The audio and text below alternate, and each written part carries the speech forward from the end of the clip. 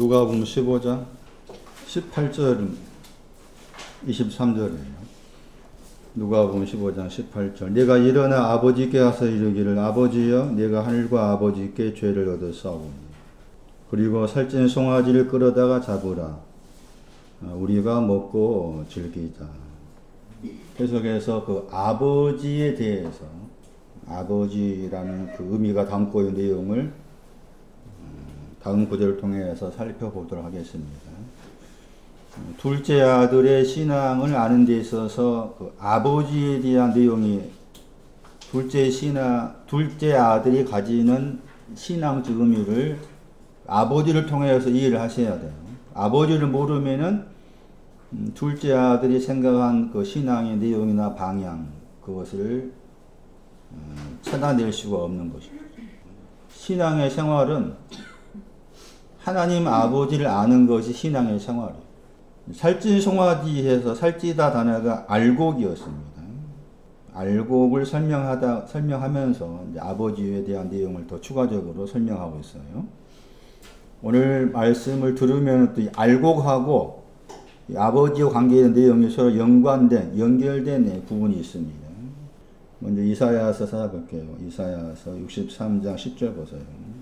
여러분 이 말씀을 들으면서 둘째 아들이 아버지라고 했을 때 지금 듣고 있는 말씀 가운데 어떤 내용을 담고 있는 아버지였는지를 생각하셔야 됩니다. 둘째 아들이 아버지라 부를 때 잠언 23장 24절에 속한 아버지인지 신명기 32장에 속한 아버지인지 지난 시간 들었던 에레미야 3장에 나와 있는 아버지인지 오늘 들은 말씀이 이사야 63장에 있는 아버지인지 좀 가려서 살피는 것이 필요할 것 같아요. 63장 16절이에요. 이사야 63장 16절.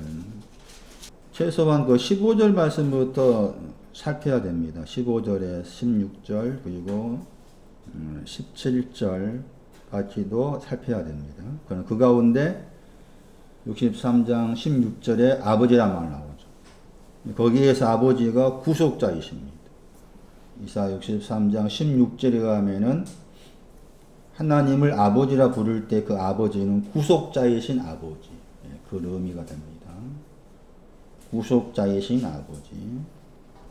구속에 대한 내용도 좀 정리를 할 필요가 있어요. 오늘 들은 말씀을 통해서 구속하다는 말이 무슨 말이냐. 구속을 알기 위해서는 이사야 44장을 가야 됩니다. 룻기서 말씀이 많이 나온다겠죠. 구속하다. 룻기서 말씀도 구속과 관계된 신앙 장기를 알 수 있어요. 이사야 44장 말씀이 아마 구속을 설명하는 데 있어서 중요한 중심 구절이라 할 수가 있습니다. 구속에 대한 설명하는 내용에 있어서 중심 구절이에요. 우리 아버지, 나의 아버지라고 했을 때 나를 구속하신 아버지다. 구속이 뭐냐? 구속이라는 신앙의 내용이 어떤 과정을 거쳐서 나온 것이냐? 그런 측면에서 이사야 44장 22절 말씀이 나오죠. 내가 너를 구속했단 말 나오죠. 23절 말씀에도 여호와께서 야곱을 구속하셨다. 구속하신 분이 나의 아버지시다. 이사야 63장에 의하면. 그래서 둘째 아들이 아버지라 부를 때 구속 내용을 담고 있는 분으로서 아버지라고 생각해서 부르고 있는지 한번 우리가 생각해 보자. 이사야 44장 22절 말씀은 제가 여러 차례 읽었던 또 살펴보았던 구절이죠. 오늘 좀 더 세밀하게 살펴볼게요. 세밀하게. 그 당시엔 자세히 살폈다 하는데 놓쳐버린 것이 많아요. 21절을 봐야 돼요. 다시 말하면 22절 말씀에 너의 허물이 나오죠. 너의 죄가 나오죠. 그것이 21절만 너가 누군지가 21절이에요. 야곱하고 이스라엘 단말. 그러니까 우리가 이사야 44장 22절 말씀 여러분의 마음에 담는 사람도 있겠지만 아직 담지 못한 이유가 내가 야곱이 안 돼 있고 이스라엘이 안 돼 있기 때문이죠. 야곱하고 이스라엘에게 하신 말씀이에요.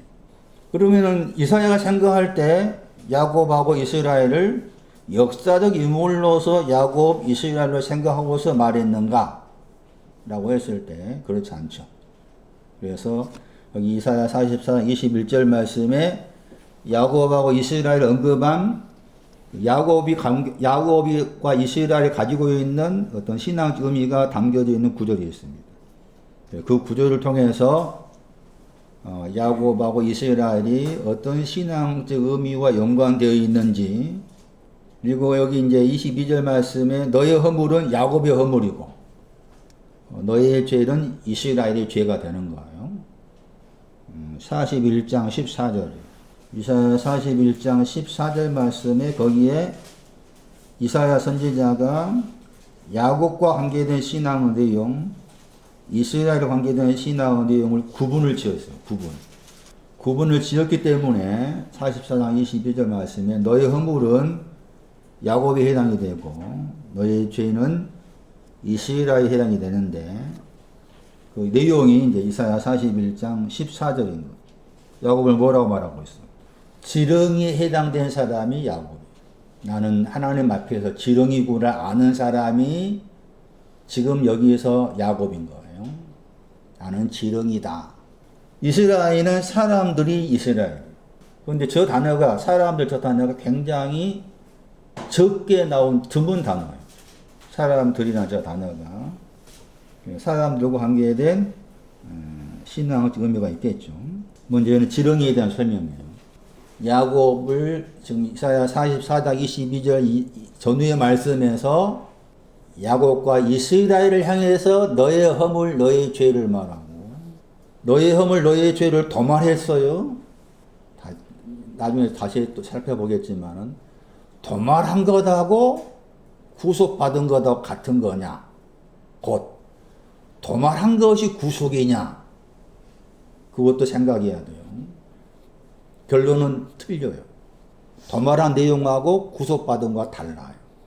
그 말씀을 더 깊게 세밀하게 살펴볼 필요가 있는 이유가 거기에 있는데, 그런데 뭐 저도 마찬가지지만 나는 말씀을 깊이 본다고 했는데 그게 안 보여지면 안 보여지는 거. 보여질 때가 와야 보여지는 것이지. 이 지렁이가 이사야 1장 18절에 뭐라고 그랬어요? 진홍같이 붉은지 할 때 진홍과 지렁이가 같아요. 다시 이사야 1장 18절 유명한 구절이죠. 뭐라고 말해요? 오라 우리가 서로 변론하자 그러죠. 거기서 오라 하는 사람 보세요. 누구한테 한 말이에요? 다시 이사야 1장 18절 보세요. 누구한테 했어요? 오라 그러니까 대부분이 오라 변론하자 그러니까 뭐 아무나 오라 한 것도 생각하잖아요. 근데 항상 말씀은 구체적이다. 누구한테 오라고 그런 거예요? 누구한테 그런 거라? 다시 1장 2절 보세요. 누구한테 오라고 그래요? 하늘이었죠, 하늘. 하늘한테 들으라고 그랬죠? 들어야 될 이유를 말한 거예요. 1장 18절. 1장 18절은 하늘에 속한 사람한테 한 말이야. 그래서 들어야 될 이유, 그거 듣는 것이 뭐예요? 기뻐 외치는 걸, 나나. 듣는 것이. 기뻐 외치는 것을 들어야 될 이유를 설명하는 거 1장 18절이라. 이사야 1장 1절. 이사야가 본 이상이 누구한테 봤어요? 누구에 대해? 유다와 누구한테? 유다와 예루살렘 한 말이죠? 그 유다가 2절 말씀에 하늘과 연관되고, 2절 유다가 하늘과 연관되고, 예루살렘은 땅과 연관되겠죠? 사도행 1장 8절 생각해 보세요. 성령이 너희에게, 성령이 임함의 권능을 받고, 그 다음에 뭐라고 그랬어요? 증인되라겠죠? 그 가운데 예루살렘 유다 나와야 안 나와요? 나와야 안 나와요? 예루살렘 유다 나오고 또 사마리아 나오고 땅끝 나오죠? 성령 임해서 능력 받은 사람이 증인돼야 될 곳이 유다와 예루살렘이에요. 사마리아 땅끝 빼놓고. 그럼 무슨 말이 그게? 생각해 봐야 돼. 그러니까 성령 임해서 권능 받았다는 그 권능이 성경에 말하는 권능이 아니야. 오늘 한국 교회가 됐든 뭐가 됐든 간에. 예루살렘과 유다에 대해서 증거하는 것이 능력이야, 능력. 이사야 1장 18절 하늘에 속한 사람은 한 말이다. 오락하는 2인칭 복수죠? 이렇게 생각하셔야 돼. 이사야서 전체는 이사야서 1장 1절하고 2절에 있어. 유다와 예루살렘이란 이상이라고 했잖아. 그게 이사야 전체를 풀 수 있는 키워드고, 유다가 뭐냐, 예루살렘 뭐냐는 거 2절 말씀에서 하늘과 땅으로 말한 거죠. 우리가 듣고 있는 말씀처럼 하늘과 땅, 우리가 알고 하늘과 땅이 아니었으니까. 땅은 뭐였어요? 길이었죠, 길. 히브리어 길. 응? 기뻐하다. 하늘은 기뻐서 외치다. 그런 가운데 1장 18절 말씀에서 진홍이 나온 거예요. 그리고 그것이 지렁이였죠. 지렁이하고 진홍이 히브리어 같은 과야. 같아. 지렁이하고 진홍이 히브리어 같은 거예요. 그러면 거기에서 이제 진홍, 지렁이가 같은 것인데, 그럼 내용이 뭐냐, 그 말이지. 진홍 같은 죄에 대한 설명을 제가 거기 잠언 말씀 가지고 설명했을 거예요. 근데 그 잠언의 20장 말씀에 그 말씀도 이해하기 어렵지. 물구원이 거룩하다 했는데 함부로 말했죠. 물구원을 거룩하다 함부로 말했는데 그 다음에서 서원해 보니까 틀렸더라. 그 어려워. 그래서 오늘 이제 그 진홍과 지렁이가 무엇인지에 대한 성격을 다른 곳에 하나 소개해드릴게요. 에가서 4장. 에가서 4장.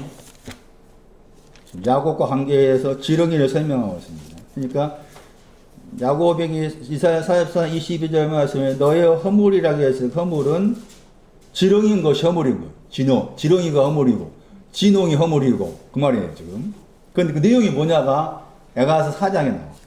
진홍, 지렁이의 신앙적인 내용이 무엇인지에 대한 설명이 에레미야 에가서 4장 5절에 나와요. 5절. 에레미야 에가서 4장 5절이에요. 5절.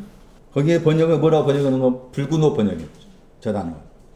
붉은 옷이 지렁이고 붉은 옷이 진홍이고 다 같은 과예요.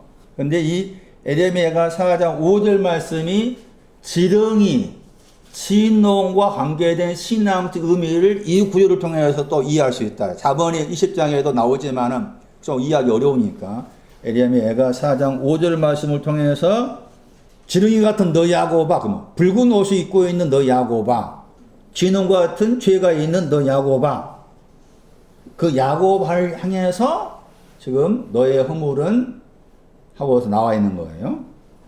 예전에 4장 5절 보세요.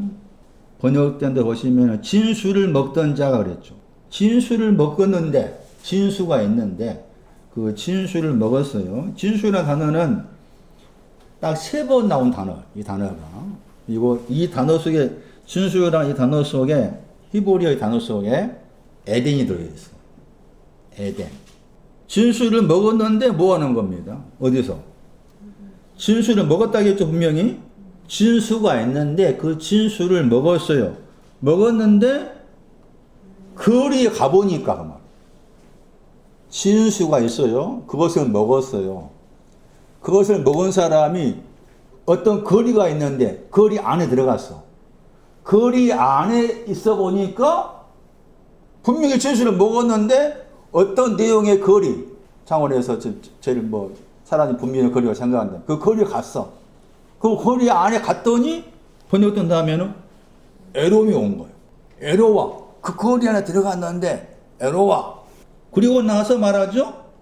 붉은 옷을 입고 전에는 붉은 옷을 입고서 길리온 자라겠죠. 자, 다시 보세요. 그러면은 진수를 먹었어요. 그 진수를 먹는 것이 붉은 옷을 입고 길리워진 것 관계되겠죠. 진수를 먹었다는 것이 번역된다 한다면 전에는 그 말 했잖아요. 전에는 단어가 없지만 번역한 사람이 길리웠다 저 단어가 아만인데 아만이라는 히브리어는 믿는다 뜻이 대부분이잖아. 그런데 여기서처럼 종종 몇 번밖에 안 나와. 양육하다 번역되는 경우가 나와. 양육하다. 여기에서 길리웠다가 말이 양육했단 말이에요. 이 양육했다고 했을 때 양육한 신앙의 내용이 나와 있는 구절이 에스더서 2장 7절이에요. 그래서 진수를 먹었다고 했을 때 그 진수를 먹은 그 진수가 뭐냐는 거지. 그게 지금 붉은 옷을 입어서 길리워졌다. 붉은 옷을 입었다는 것이 지금 양육받았다 연관되어서 나오는 거예요. 자, 다시 정리해 볼게요. 진수를 먹었는데 먹은 사람이 거리 안에 들어가 보니까 거기에서 애로움을 느꼈다. 그런데 진수를 먹은 것을 가리켜서 붉은 옷, 지렁이, 진홍을 입고서 길리워진 것이다. 양육받은 것이다. 그런데 그 양육받았는데 이제는 거름더미를 안고 있다겠죠. 거름더미를 안는 것도 애로움과 연관되겠죠.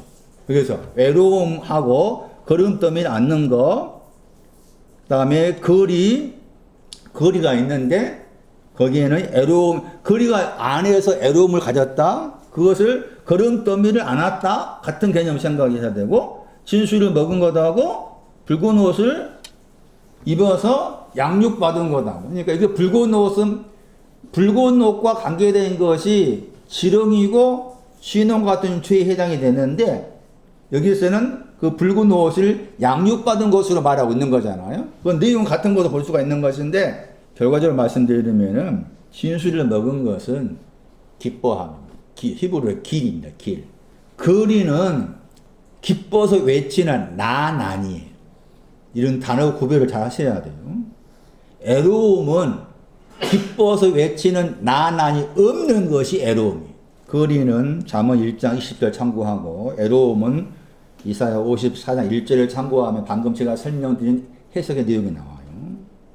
그리고 거름더미는 뭐냐? 거름더미는 기쁨으로 외치는 나난이 없는 것이 거름더미.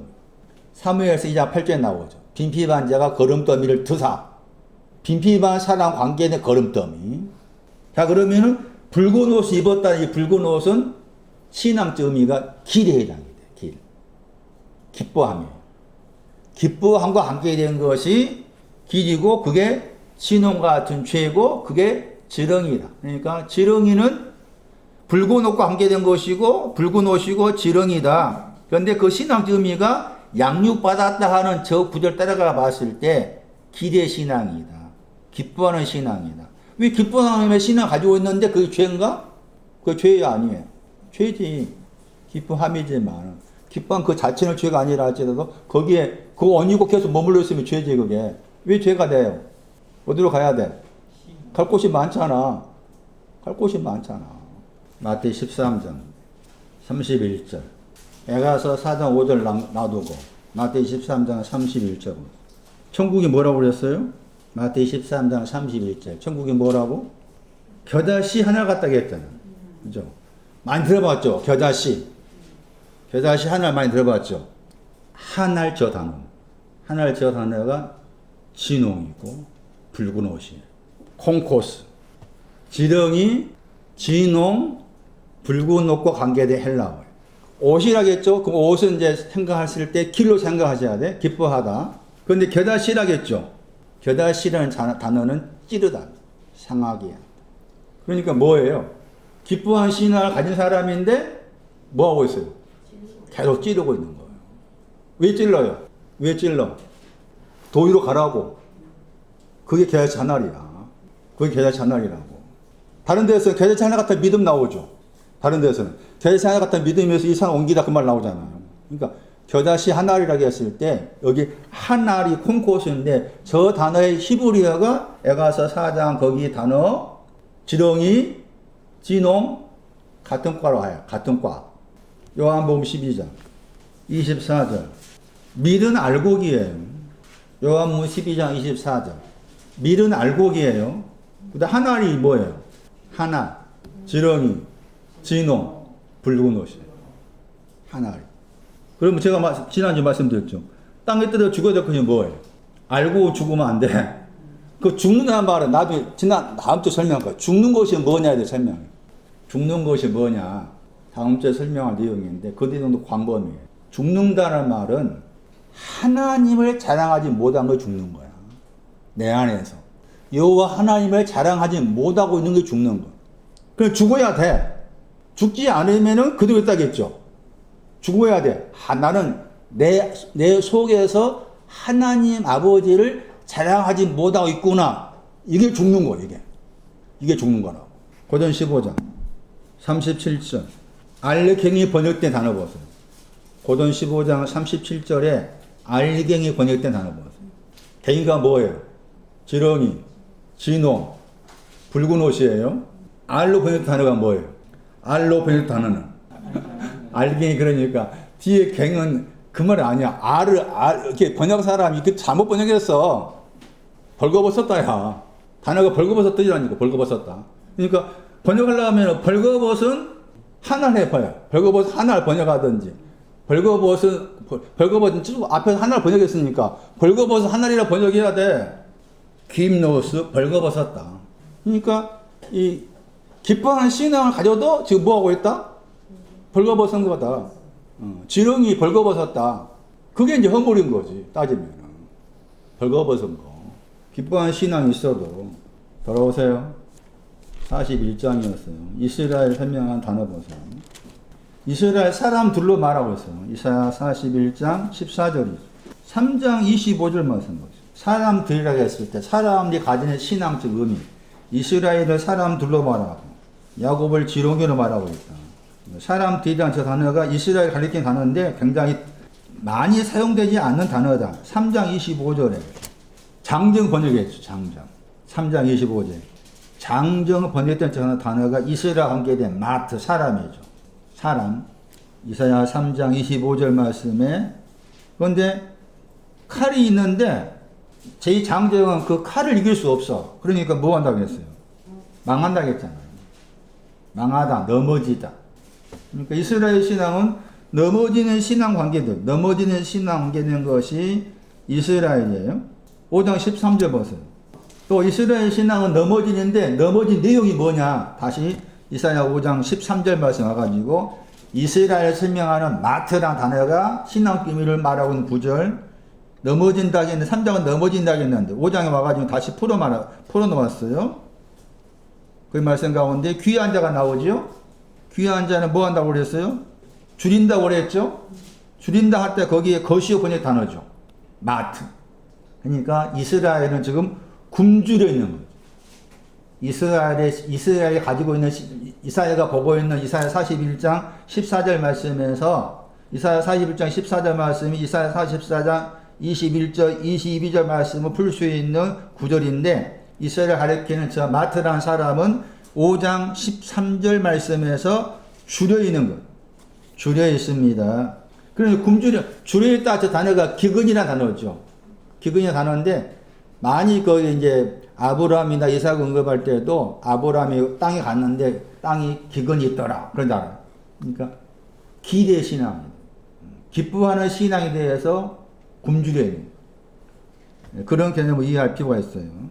물론 이제 줄인다고 했을 때 아모스 8장 11절 말씀이 줄이는 것을 기근, 줄임에 대해 설명하는 구절이 나올 수 있죠. 듣지보다 기근이라겠죠. 그러니까 이 나난 기뻐서 외치는 그런 신앙에 대해서 듣지 못하고 그것도 이 기근에 속한 것이죠. 그 정도 정리해 놓으시고 돌아와 보세요. 다 이사야 44장. 그래서 너의 허물을 구름에 사라진 같이 도말했다. 야곱의 허물을 지렁이와 관계된 거. 신약 성경 말씀으로는 벌거벗어 있는 거. 고전 15장 말씀처럼 관계가지고. 또 마태 13장 말씀에 겨다씨가 있어요. 겨다씨가 와서 자꾸 이렇게 찔러줘야 되는데 그 붉은 옷 입는 곳으로 만족하고 있으면 안 되는 거죠. 그것도 허물에 속한 것이죠. 야곱 관계된 허물. 그 다음에 이스라엘과 관계된 죄는 이사야 5장 말씀이 굶주림이었죠. 기근. 듣지 못한 기근. 그래서 너의 죄, 그런데 너의 죄와 너의 죄를 이스라엘로, 너의 허물은 야곱으로. 뭐냐 21절 말씀 야곱을 먼저 언급하고 이스라엘 그 다음에 언급했기 때문에 요 도말한 것이죠. 이제 도말을 했어요. 아까 말씀드린 것처럼 도말하다 하는 것하고 구속하고 다르다. 왜 다른가 하면은 도말과 구속 사이에 뭐가 있는가 하면은 뭐가 있어요. 이사야 44장 22절. 도말한 것하고 구속 사이에 뭐가 있는가 보세요. 뭐가 있어요? 도말하고 구속 사이에 뭐가 있는가 보세요. 도말을 하셨다 했죠. 허물을 구름같이 야곱의 허물을 구름같이 야곱의 진홍 붉은 옷 아까 전에 진홍 같은 그러니까 붉은 옷과 관계된 것이 예가서 말씀에서 거름더미를 앉는 거고 연관돼 나오잖아요. 기근에 대한 이스라엘의 죄가 기근과 관계된 것 도말했다. 앞에 있는 구름하고 뒤에 있는 구름의 단어가 다르다겠죠. 도말했다. 그리고 도말했다. 내가 너를 도말했다. 내가 너를 구속했다. 그 사이에 나에게로 돌아오라.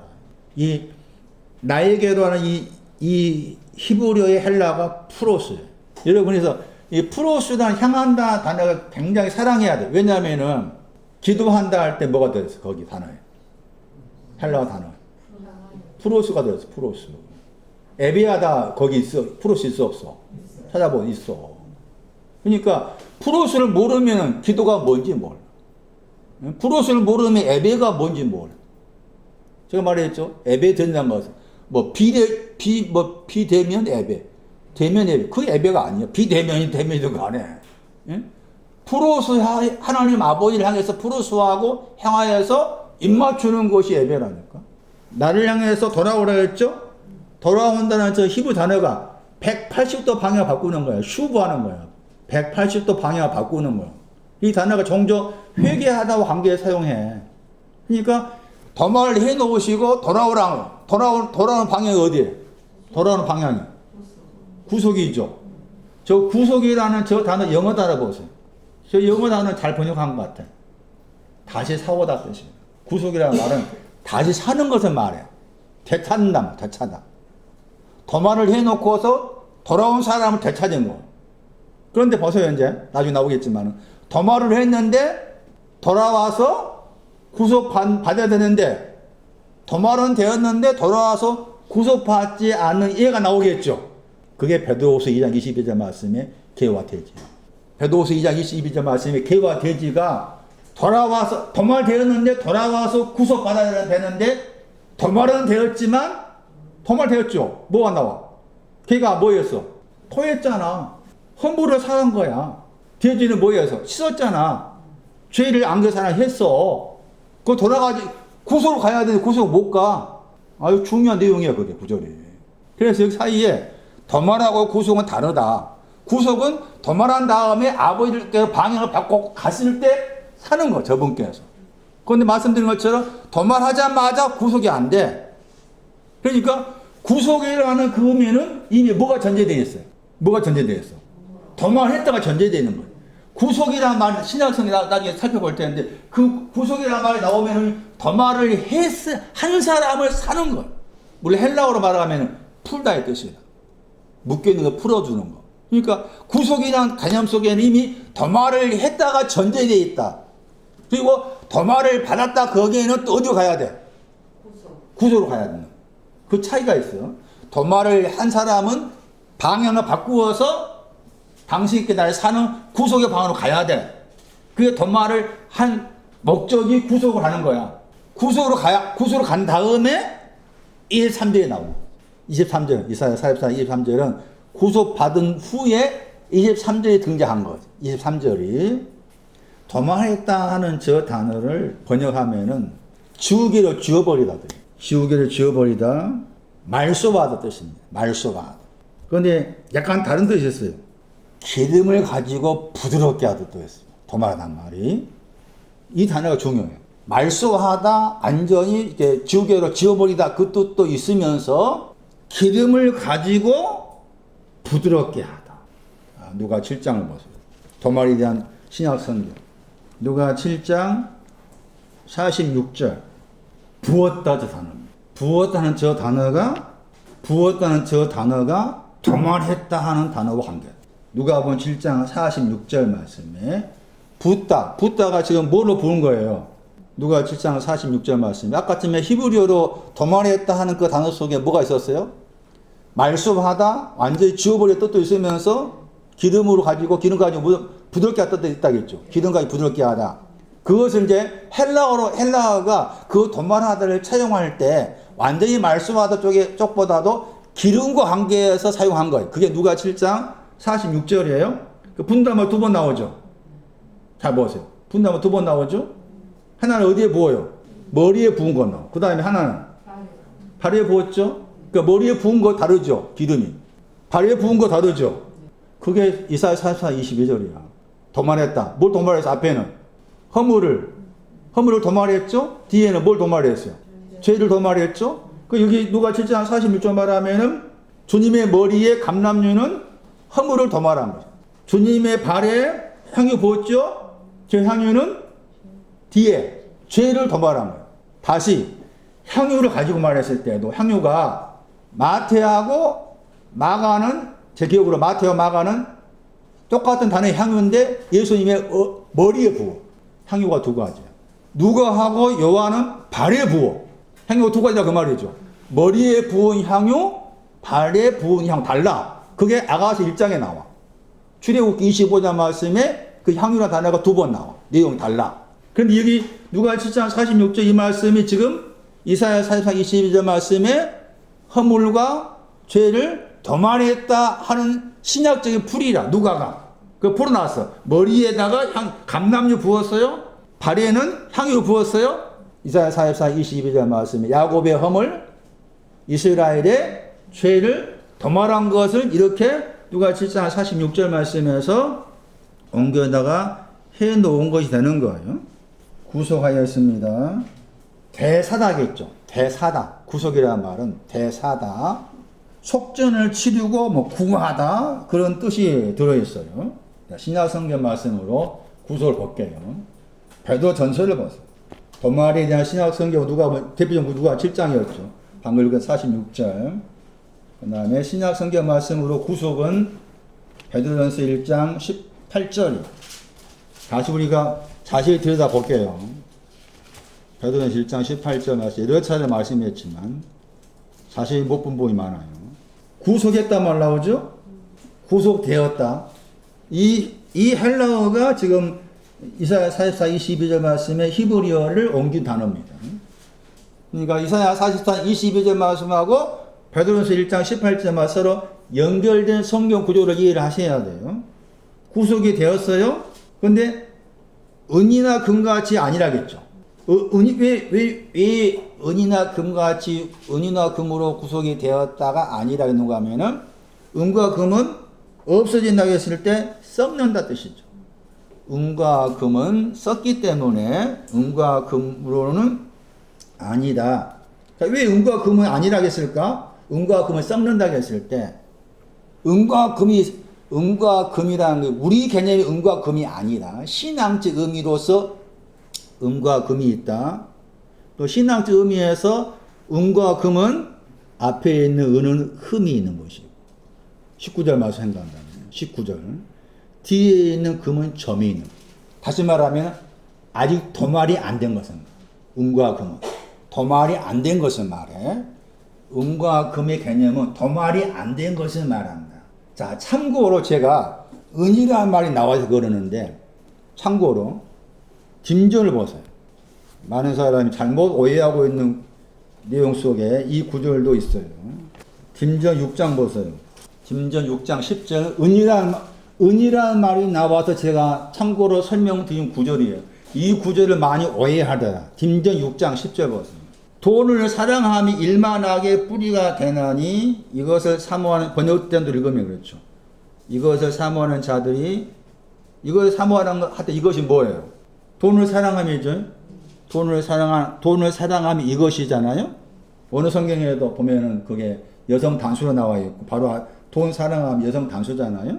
사모하는 자 미혹을 받아 믿음에 떠나 많은 근시행물을 하게 이랬다겠죠. 자, 돈을 사랑한다겠죠. 이 딤전 6장 10절을 그대로 옮겨가지고 문자 그대로 옮겨가지고 돈을 사랑한 걸 일만하게 뿌리니까 목사님한테 사례비 주는 것도 적게 주고 그런 게 많아. 돈 사랑 목사님이 돈 사랑하면은 안 돼. 그게 목사님은 청결해야 돼. 돈과 멀어진 사람이어야 돼. 여러분 마찬가지. 돈을 사랑하지 일만하게 뿌리니까 그냥 조금 벌어 조금 먹고 살아. 열심히 뭐 돈 벌려고 하지 마. 그 말이 아니요. 돈 사랑하다 단어 벗어요. 뭐가 들어있어요? 은이 들어있어. 은을 사랑하지 말라는 뜻이야. 뭐 사랑하지 말라고? 은을 사랑하지 말라는 뜻이 은을. 그러니까 우리가 알고 돈이 아닌 거지. 그럼 목사님 그 당시에는 그 돈을 화폐를 은으로 만들지 않았습니까? 그거 틀려. 그렇게 해석하면 안 돼. 은을 사랑하지 마라. 왜 은을 사랑하지 말아야 돼? 왜 사랑하지 말아야 돼? 도말 안 됐으니까 썩었고 도말 안 된 거 썩는 것이니까. 흠없고 정없다겠죠. 1장 19절에 이사야 44, 22절에 그 도말한 거 말아. 흠없고 정없다 도말한 것을 말아. 야곱의 허물을 도말했다. 이스라엘 죄를 도말했다. 야곱의 허물을 도말한 것을 흠이 없다. 그 다음에 이스라엘의 죄를 도말한 것은 점이 없다. 그렇게 이해하셔야 돼. 그리고 나서 뭐라 그랬어요? 흠 없고 점 없다. 이미 도말된 것이 있죠. 도말된 것으로 뭐 하는 거야, 그게? 구속한 것이 뭘 한다, 그 말이죠. 도말된 것을 구속한다, 그 말이잖아요. 이 구절이. 예? 흠 없고 점 없다 말이 이미 도말된 것을 말한 거다. 예? 이사야 44, 22절 말씀에 야곱에 해당된 허물, 이스라엘에 해당된 죄를 도말한 것을 가지고서 구속한 것을 말한다. 은이나 금은 아직 도말하지 않는 것을 말한다. 구속받았잖아. 이제 했다겠죠? 구속했다겠죠? 그럼 어디로 가야 될까, 이제? 어디로 가야 돼요? 구속한 것은 저기 다시 이사야 44, 22절 말씀에 돌아왔기 때문에 구속한 것이죠? 돌아왔기 때문에 구속한 거예요. 2장 25절 보세요. 베드로전서. 길을 잃어버렸다? 돌아왔다 말 나오죠. 베드로전서 2장 25절 말씀. 돌아왔다 말 나오죠? 저 단어가 이사야 44, 22절 말씀에 돌아오다 하는 히브리어를 옮긴 단어예요. 72년 번역에서. 그 돌아왔어요? 어디로 돌아왔어요? 아까 저 돌아온 것은 구속과 연관된 거죠. 돌아와서 구속받았죠? 그럼 여기 베드로서 2장 25절 말씀은 구속받은 거기에서 더 나가는 거죠. 그래서 돌아와가지고 이제는 그랬죠? 목자와 뭐가 되었어요? 영혼이죠. 목자와 뭐가 되었어요? 감독이 되었죠? 그게 이사야 44, 23절이에요. 목자가 된 것은 이사야 44, 23절 말씀에 하늘아 노래할지어다. 노래하는 것을 말하고. 그 다음에 감독된 것은 이사야 44, 23절 말씀에 땅의 깊은 곳들아 높이 부를지어다. 높이 부른 것을 말. 번역된 한다면. 다시 베드로후서 2장 보세요, 이제. 베드로후서 2장 22절 말씀에 돌아가다 같은 단어가. 아까 베드로전서 2장에 나온 그 단어입니다. 그리고 이사야 44장 22절 말씀에 돌아오라 하는 저 단어입니다. 베드로후서 2장 22절 말씀이. 그런데 그 베드로후서 2장 22절 말씀 이해하기 위해서 먼저 21절을 봐야 돼. 21절 보시면은 의의 도가 나오죠. 의의 도를 안 후에 받은 거룩한 명령. 의의 도가 뭔가 하면은 기뻐서 외치는 나난이야. 의의 도가 기뻐서 외치는 나난이 되고, 그 다음에 거룩한 명령은 여기 이사야 44장 23절 말씀에 오늘 다시 설명드릴 높이 부를지어다. 높이 부를지어다가 거룩한 명령의 내용이에요. 근데 저희들한테 한 말이죠. 베드로후서 2장 22절 말씀. 이 저희가 누군가 하면은 2장 1절 말씀에 거짓 선생, 거짓 선지자예요. 거짓 선생, 거짓 선지자인데도 불구하고 토한 내용이 있죠. 목욕한 내용이 있죠. 그러니까 거짓 선지자, 거짓 선생, 이 사람들은 우리 생각대로 전혀 예수를 믿지 않은 사람이 아닌 거지. 이해되세요? 토한 것이 있으니까. 예? 토했다, 씻었다가 뭐라 했어요, 이게? 토했다, 씻었다가 이사야 44장 21절 말은 뭐야, 이게? 토말한 거야. 토말한 걸 가진 사람이라니까? 거짓 선지자, 거짓 선생이란 사람들이. 예?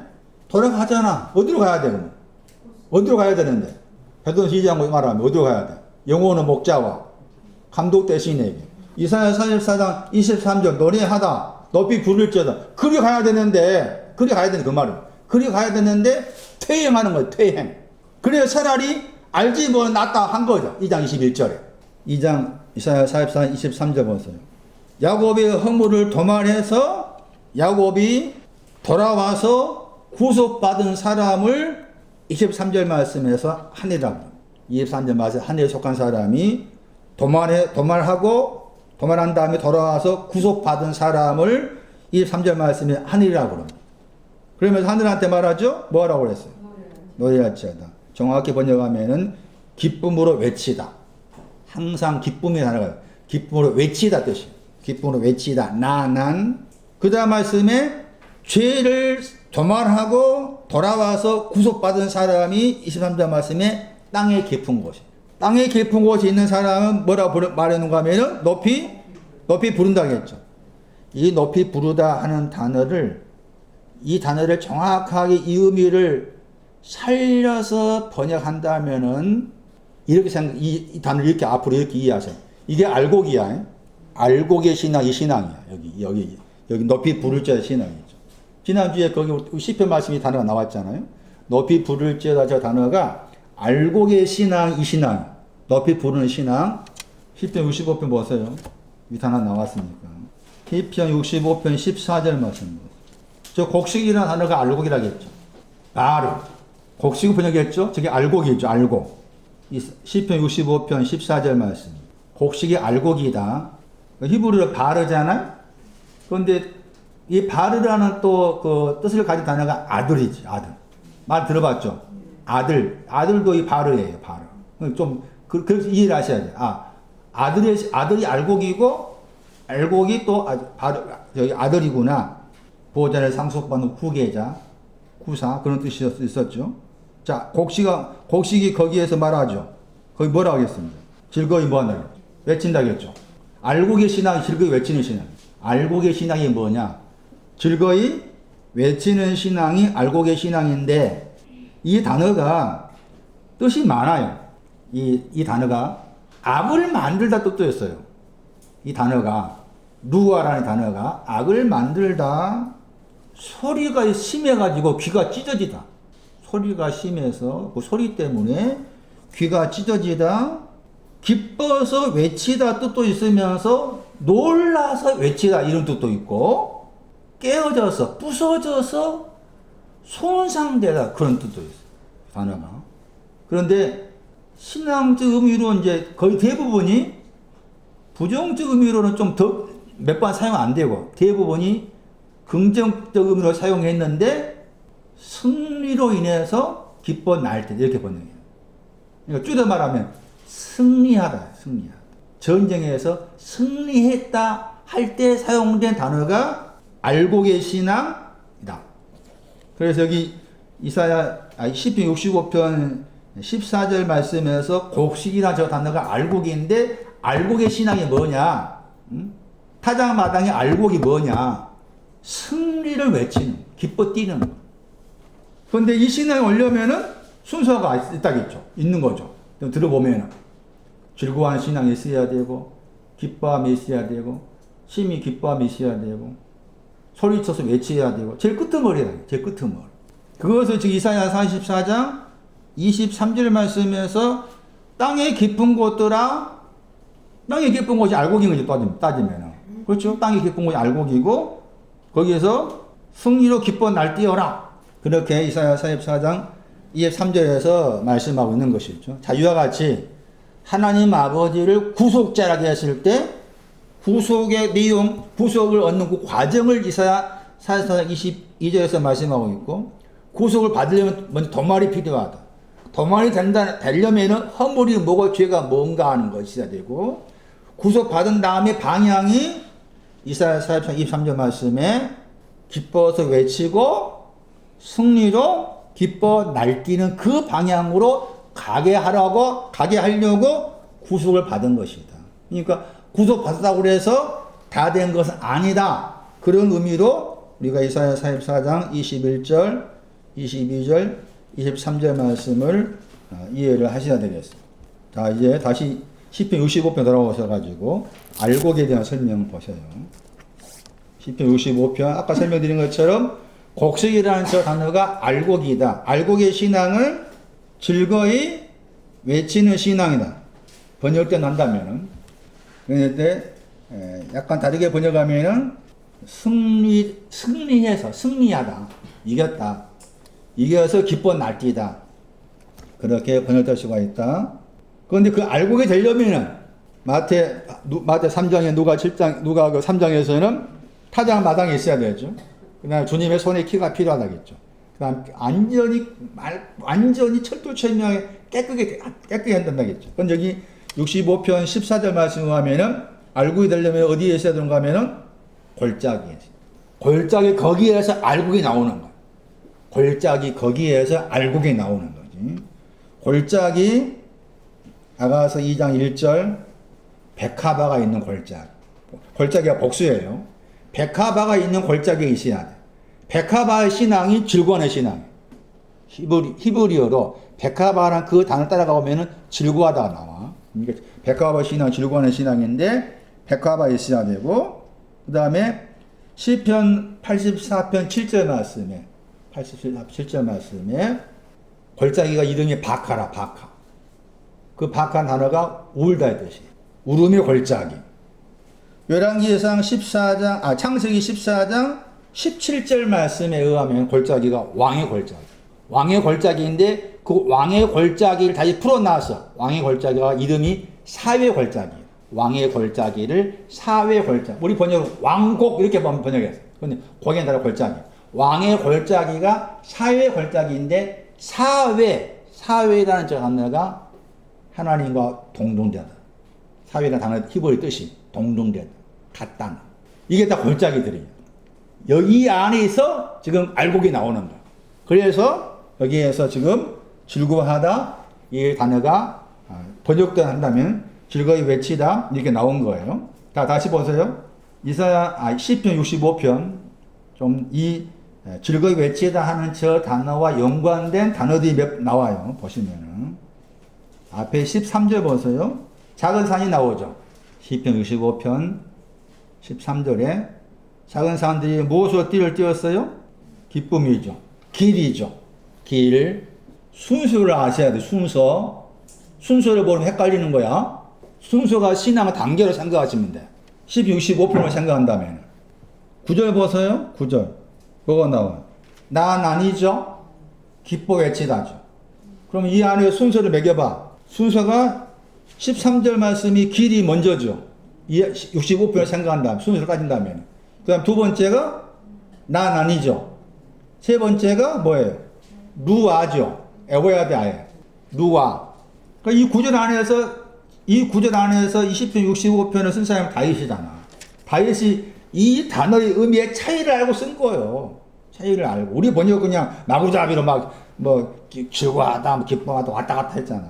왔다 갔다 한 이유가 이해가 돼요. 왜냐하면은 그 차이를 모르니까 그렇게 할 수밖에 없어. 그건 다르다. 그러니까 아무리 난 아니 나왔잖아요. 여기 아침과 저녁을 설명하면서 아침에서 나올 때 아침에서 나와야만이 난 아니 되는 거예요. 저녁에서 나와야만이 난 아니 돼. 거기서 이제 우리 번역으로는 되는 거 번역했잖아. 저 단어 자체의 뜻이 밖으로 나오다요. 아침 안에 있었는데 저녁 안에 있었는데 밖으로 나오는 거예요. 창세기 입장에 의하면 저녁이 되면 뭐였어? 저녁이 되면 아침이 돼야 한다. 첫째 날, 둘째 날. 저녁이 되면 아침이 돼야 한다. 우리가 알고 저녁 아침이 아니요. 왜 반복해서 말씀했을까? 첫째 날에도 둘째 날도 저녁 되었다, 아침 되었다. 나오라는 그 말이지. 아침에서 나와라. 저녁에서 나와라. 아침에 뜻이 있어. 저녁에 뜻이 있어. 그러니까 하나님께서는 이 보이는 것으로서 우리가 알고 있는 아침, 저녁을 두신 이유가 신앙 의미를 생각하러 아침, 저녁을 두신 거야. 응? 우리 멍텅구리 가지고 아침, 저녁을 맞이하면서도 멍텅구리라서 전혀 모르고 살아. 아침, 저녁이라는 말 나왔기 때문에 설명드릴게요. 아침은 잠언 20장 25절, 시편 27편 4절.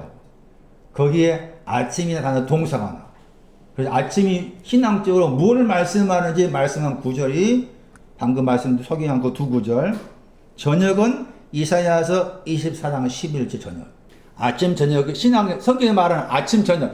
또 어떤 구절에 가면 아침, 종오, 저녁에 손들고 기도한다 말 나오고. 그런 표현이 나오잖아.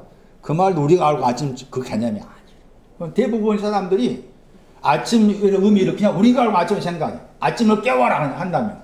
새벽 깨운다 할 때 아침 깨워라. 새벽 깨우자. 아침 깨우자. 그것은 우리식도 이해를 해. 몰랐을 때 그러잖아. 66편 1절 보세요. 온 땅한테 뭐라고 말하는 거지? 온 땅이 하나님께 뭐라고 그랬어? 시편 66편 1절에 뭐라고 그랬어요? 누아잖아. 온 땅의 신앙이 누아인 거라. 온 땅이나 표현 나오면 온 땅이나 표현 쓴 자체가 누아의 신앙을 가질 자를 온 땅으로 말하고 있는 거예요. 온 땅. 마태복음 27장 45절 말씀. 온 땅이 뭐인지 아세요? 뭐였어요? 온 땅이? 우리 그 부분도 놓쳐버렸죠. 온 땅이 뭐였어요? 온 땅이 6시부터 9시까지 뭐였어? 그게 온 땅이야. 6시부터 9시까지 어두워지고 온 땅이 어두워지고 온 땅이.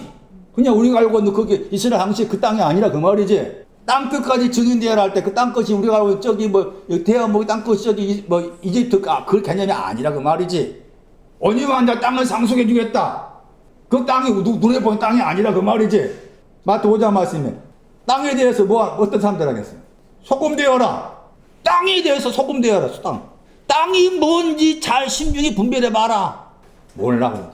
제가 신약 성경 구절을 가지고 이 누아에 대한 설명을 해요. 누아를 신약 성경 구절까지 설명해야만이 여러분이 이 개념이 이런 의미가 있구나를 알 수가 있을 거예요. 제가 대표적으로 세 구절을 설명할게요. 지금 누아에 대해. 누아가 무슨 알고 계신 신앙 누아라겠죠. 헬라 히브리 사용이 미안하지만 알고 계신 신앙이 승리로 인해서 기뻐 날뛰다 하는 그런 신앙 알고 계신데 승리로 인해서 기뻐 날뛰는 것을 헬라어로 옮겼을 때 세 단어가 나와.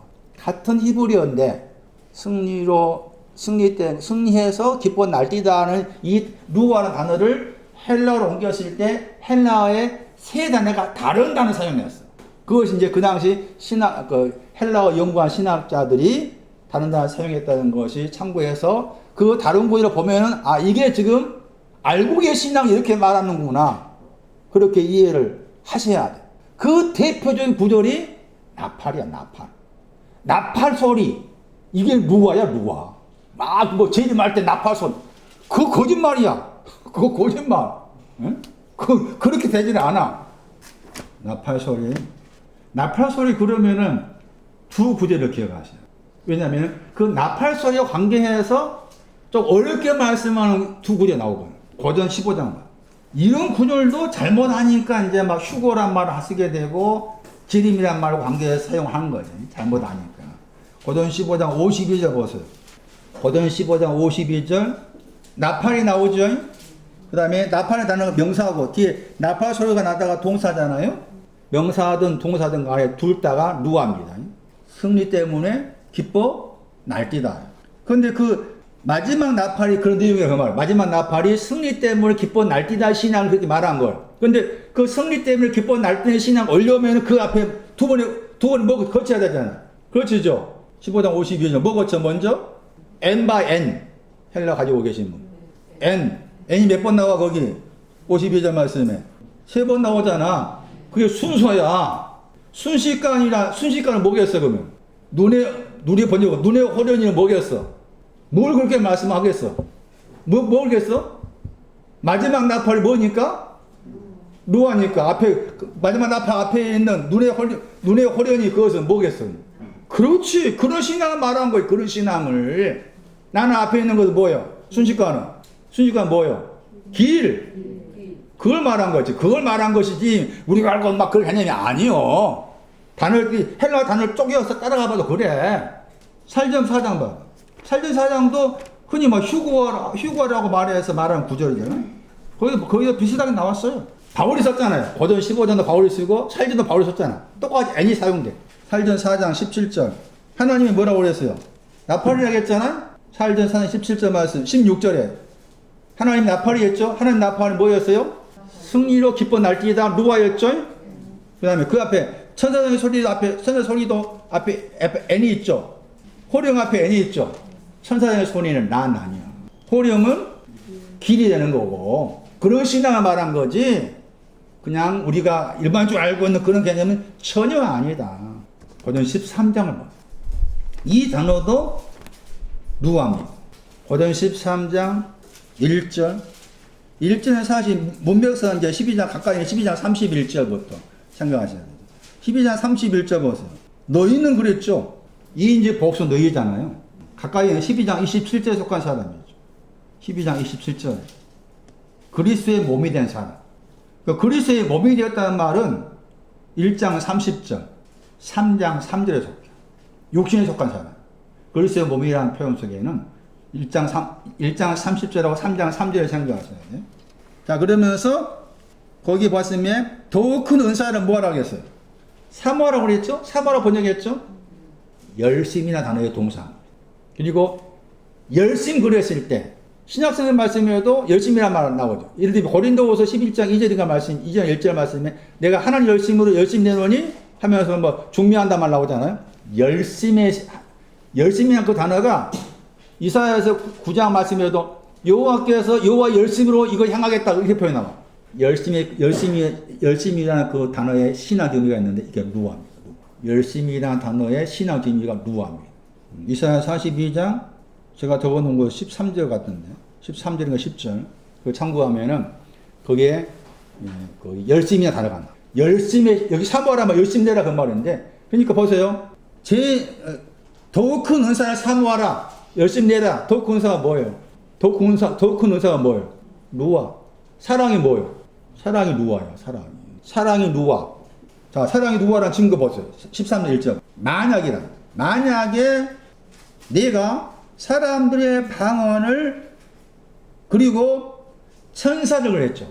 이 천사들을 또 방언과 연관돼. 그러니까 내가 바울이 말하. 내가 만약에 사람들의 방언과 천사들의 방언을 내가 말하고 있다 할지라도 그런데 사랑을 가지고 있지 아니하면은 나는 소리 나는 굴이 번역된다. 소리가 나고 있는 굴이 소리 난다 말 현재 진행형 소리 나고 있는 굴이 그 다음에 울리는 꽹과리가 되어 있는 거다. 여기에서 울리다 이 단어입니다.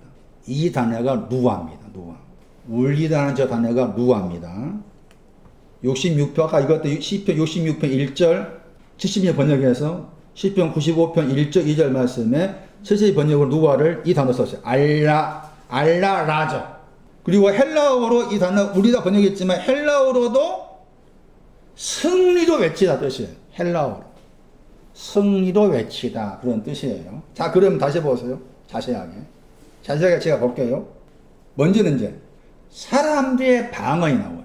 그 사람들의 방언에서 사람들의 방언 속에 사랑을 가지고 있지 않으면 사람들의 방언에 사랑이 없다 그 말이죠. 사랑을 가지고 있지 아니하면 그 사람들의 방언은 굴이다. 그 다음에 꽹과리다 그 말이죠.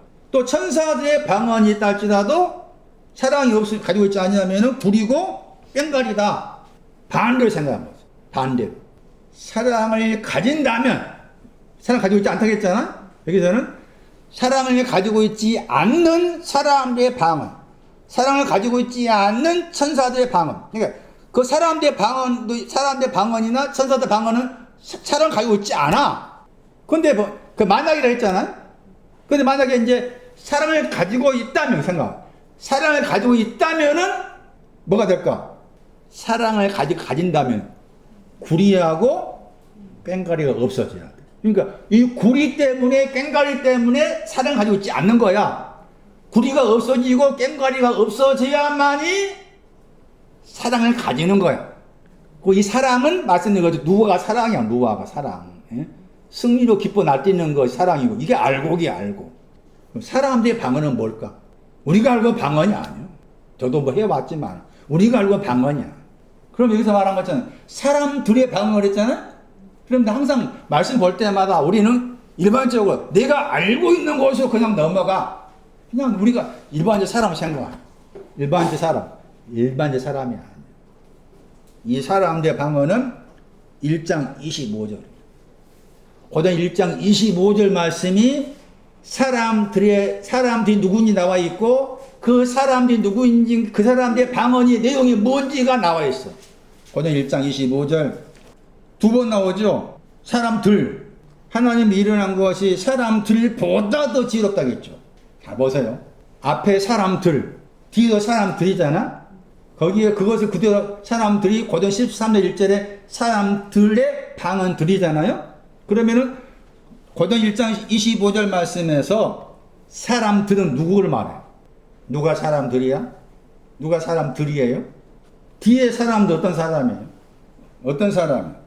비교급 썼잖아. 지혜 번역했잖아요. 지혜 번역했죠? 영어 단어 보세요. 보통 지혜 그러면 영어로 제가 발음 이상하잖아. 아이즈잖아, 아이즈. 응? 그 ER 붙여놨잖아. 비교급이라니까? 그 비교급 그러면은 영어 좀 하신 분 아시겠죠? 비교급이 자기 전에 먼저 뭐가 있어? 아니야. 뭐가 있다고 그래? 원급이 있잖아, 원급이. 원급 다음이 비교급이잖아. 그러면은 이 사람도 누구야? 사람들이 있는데 그 사람들과 비교해가지고 하나님의 미련한 것이 사람들이 보다 더 지혜롭다고 했잖아. 그 사람은 누구라고? 지혜로운 사람이 사람들이지. 그 다음에 보다 더 강하다 했잖아. 그럼 사람도 누구야? 강한 사람이고. 강한 사람이 사람들이지. 여기 이 뒤에 구절에서 이 단어 설명했잖아요. 사람 보다 더 능력 있는 사람. 그냥 능력 있는 사람. 그게 어디 구절 나왔어요? 누가 3장 16절이지. 응? 누가 3장 16절 말씀에 세례요한이 말하기에 나는 물로 세례를 준다. 나보다 더 힘이 센, 나보다 능력이 많은 제보는 이렇게 할 거다 했잖아. 그게 사람들이고. 사람들 방언은 뭐겠어?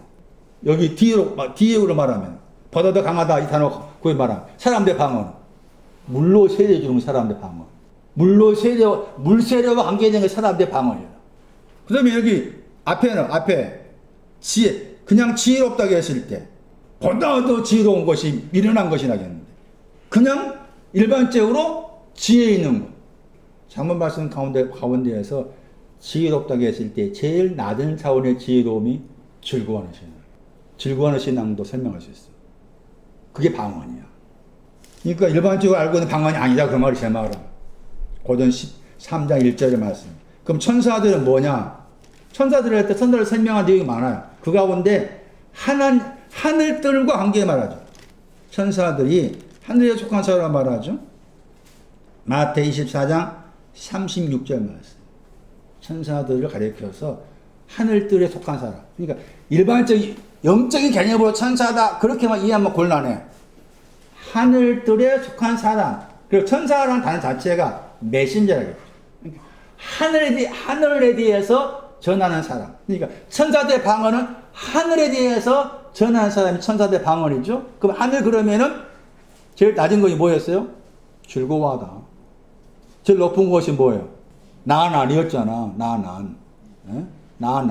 하늘아 들어라. 들을 것이 뭐는가 하면 즐거워서 외치라. 나난이었어. 그것이 천사들의 방언이라. 그 해도 거기에는 누아가 없다. 사랑의 누아가 가지고 있지 않는 거다. 하는 그 말이에요. 자, 돌아오세요. 이 구리가 놋이라, 놋. 구리가 놋이요. 이 놋을 없애야 돼. 그 다음에 꽹과리를 없애야만이 사랑을 가지는 거죠. 그 구리를 없앤다는 말이 뭐냐? 구리. 신명기에서 28장. 이 구절 해석을 마칠게요. 신명기에서 28장 보세요. 구리가 놋을 말한다. 놋. 신명기에서 28장.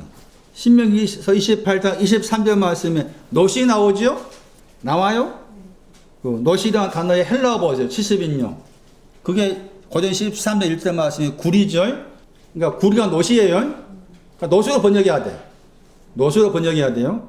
자, 놋의 신앙이 뭔지 보세요. 녹철할 때 그 녹철의 신앙이 부정적이에요.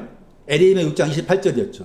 에레미야 6장 28절 말씀, 녹과 철을 가진 사람의 녹과 철을 신앙적으로 풀어놔서 에레미야 6장 28절 말씀이. 그러니까 에레미야 6장 28절 말씀이 가야만이 녹과 철과 관계된 신앙적 의미가 무엇인지 알 수가 있는데 여기에서는 뭐라고 하는가 하면 놋이 어디에 있어요? 너의 머리 위에 뭐가 있어? 너의 머리 위에 하늘이 있다고 했잖아. 하늘에 뭐가 되는 거예요? 하늘이 놋이 되는 거죠. 하늘 보세요. 하늘이 뭐예요? 관사가 안 붙어 있죠. 관사가 붙어 나올 때는 즐거운 신앙이었죠. 관사가 없는 하늘은 뭐였어요? 기뻐서 외치라. 나난이었어요. 나난. 그러니까 이 놋은 뭐예요? 나난을 더럽힌 것이 놋이라.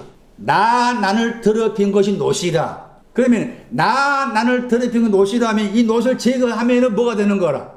누아가 되는 거죠. 나난을 더럽힌 건 놋이니까 그 놋을 제거했을 때 누아가 되는 거라. 그게 구리라고 했을 때 소리나는 구리는 지금 계속해서 그리고 히브리어로 놋의 나라가 더럽다야. 히브리어로. 나난을 더럽힌 것이 놋이라.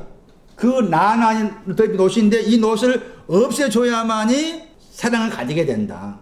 그런데 거기에서 소리나다 단어가 중요해요. 저 단어가 고전 13절절 말씀에 동사 한 번밖에 안 나와.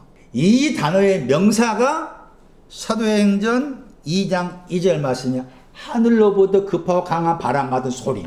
그 소리. 그러니까 하늘로부터 급하고 강한 바람과 소리도 누구합니까? 누구. 그렇게 이해하셔야 돼요. 자, 그런데 꽹과리가 왜 문제가 되냐 그 말이죠. 이제 꽹과리가 문제가 되니까 지금 울린다가 긍정이었죠. 누가였잖아요. 승리로 외친다고 했잖아. 기뻐 날뛴다고 했잖아요. 근데 왜 꽹과리가 문제였어요? 이 꽹과리가 또 녹과 관계돼. 역대상 15장 19절을 참고하면 꽹과리가 뭘로 만들어진 건 놋으로 만들어져 있어. 그러니까 이 놋으로 만든 꽹과리에서 놋도 없애야 돼. 놋도 없어지. 그러니까 구리를 없애실 때 소리가 나? 그 소리가 나팔 소리야. 누아야. 꽹과리를 없애실 때 울리는 거 저게 누아야. 다시 말씀드리면은 고전 12장 31절 말씀에서 사모하라 열심 내라 할 때 열심 내는 내용도 누아고 고전 13장 1절 말씀에 방해가 되는 구리하고 꽹과리를 없애실 때 소리가 나다 나팔 소리 나다 히브리서 12장 19절 말씀에 나팔 소리 나다 그 누아 울린다 당연히 히브리어 누아였으니까 그래서 사랑이 뭐냐 했을 때 사랑도 누아의 신앙의 사랑이에요. 이게 알곡이라. 다음 시간에 계속하겠습니다.